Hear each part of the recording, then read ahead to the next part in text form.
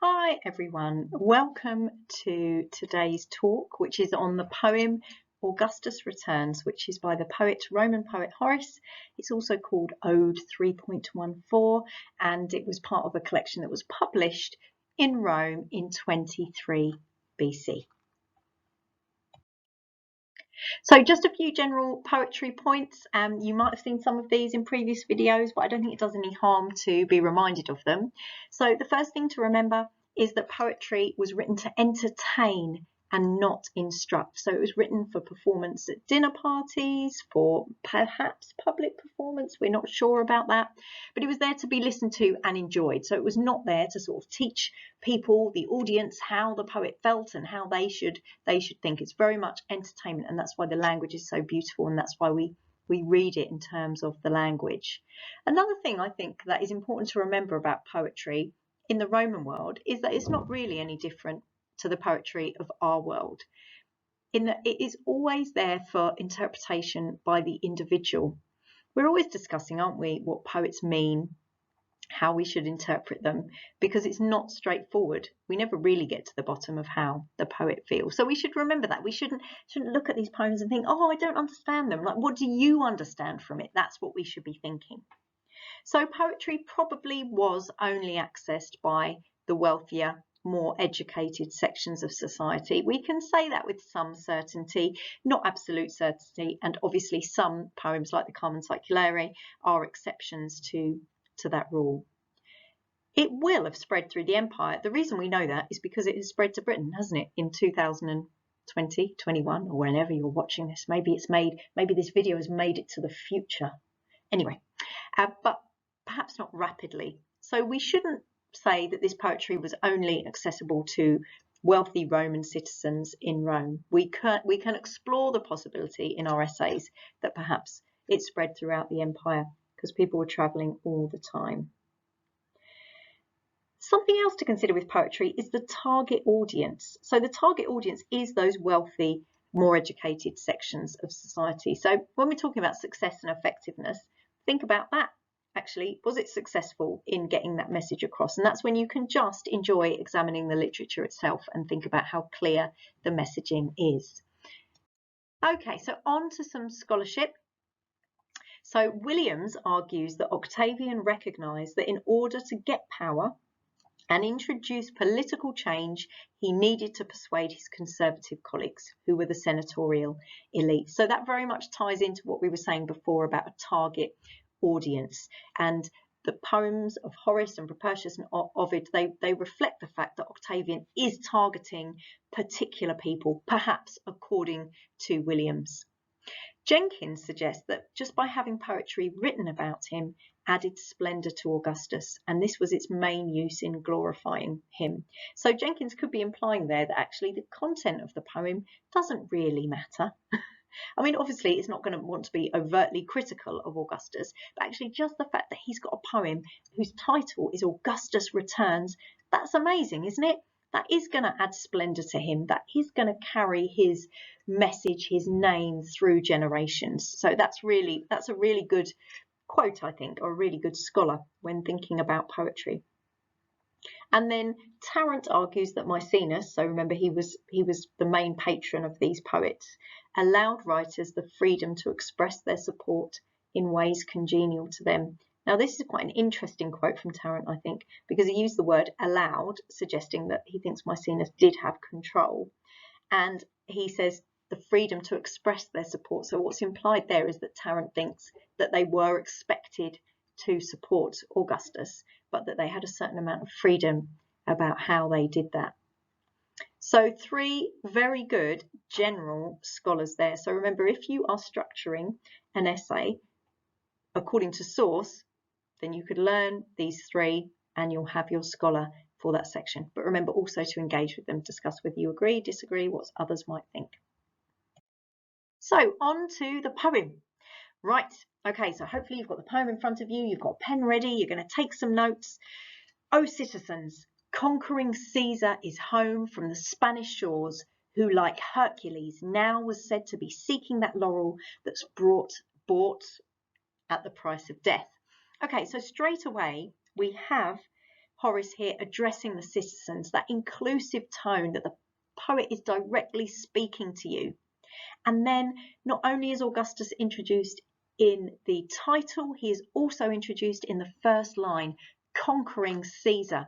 We very much have this imperator image here. He's a military man, he's victorious. He's home from the Spanish shores. So we have here Horace referring to a particular historical event, which is Augustus's campaign in Spain. Now remember, Augustus's campaign in Spain was not really finished when he got home. Agrippa was still fighting on the edges of the empire in sort of skirmishes in mountain passes with guerrilla armies for many, many years after Augustus returned home. And it was mainly Agrippa who was fighting these battles when Augustus was out there.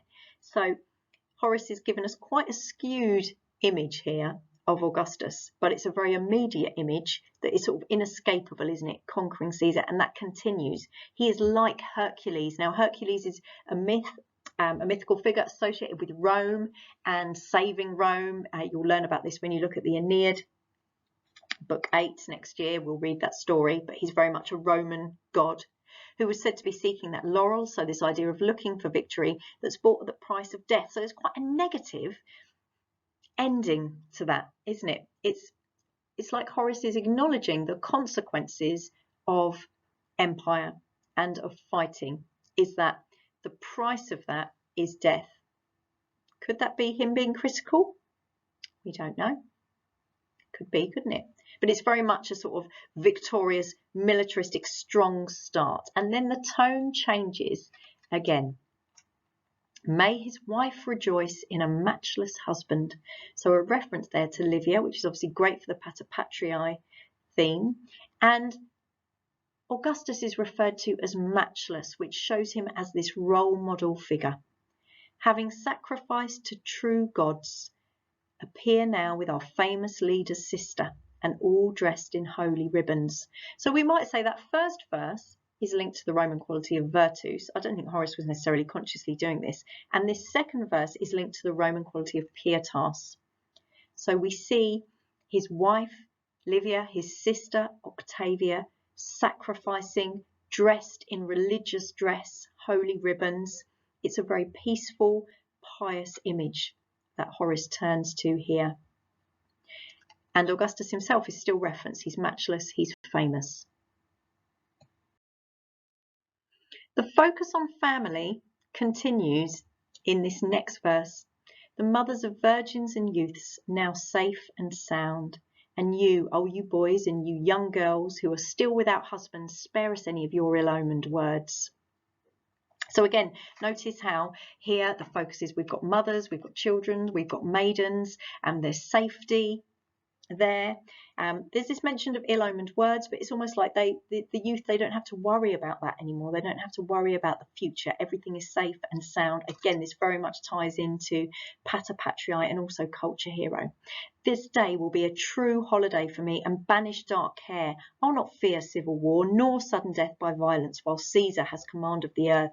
Now this is quite a contradictory verse, I think. Here we've got words, positive words like true and holiday, but then we've got words like banish and dark and fear and war and death and violence and, you know, very authoritative words like command. It's almost like Horace is contradicting himself here, but he's looking back to the past. He's still got that feeling that perhaps things can go wrong. And Caesar is mentioned again. This is very Augustus focused, this poem, which I feel like is quite unusual. This looking back to the past of Horace's continues into the next verse. Go now, you boys, seek out perfumes and garlands. So perfumes and garlands, that's celebratory language. That's the language of peace. And a jar. Again, we've seen him mention wine and dancing. That's what he's referring to here, a jar of wine. But then he says that's old as the Marsian War, if any of them have managed to escape Spartacus's eyes. So he's referring to two wars here. The Marsian War was a civil war of the early 1st century BC, and Spartacus, you may know, was the leader of a great slave revolt, which was a huge threat to Rome. So again, the language here is negative. He's looking backwards to the terror, the fear of the previous century, but also seems to be looking forward to celebrating. And that's continued in the next one. And tell that graceful Neaera to hurry and fasten all her perfumed hair in a knot. If her hateful doorkeeper causes delay, come away. This is almost, a really light tone here. We've got words like graceful and perfumed and hair. And it's basically Horace sort of sending someone to get his girlfriend, maybe a slave girl, a prostitute, who knows? But it's a very sort of here and now. He's in the present for that verse. And then that leads into the final verse here, where again it's very personal. We've gone from sort of "O citizens" to very personal at the end. My greying hair softens, a spirit eager for arguments and passionate fights. We get a real insight into Horace's character here. He's growing old, he's mellowing out, but we see what he was like when he was young. I'd not have endured it in my hot youth while Plancus was consul. And there he's referring back to 42 BC, where he fought on the side of Brutus and Cassius against Augustus against Octavian. So Horace was effectively the enemy, and he's referring it to it there. He's not afraid to say, actually, I was anti-Augustus, but now I'm pro it. I'm softening because this is bringing peace. So lots of different messages going on here, lots of different language, and a very personal poem from Horace.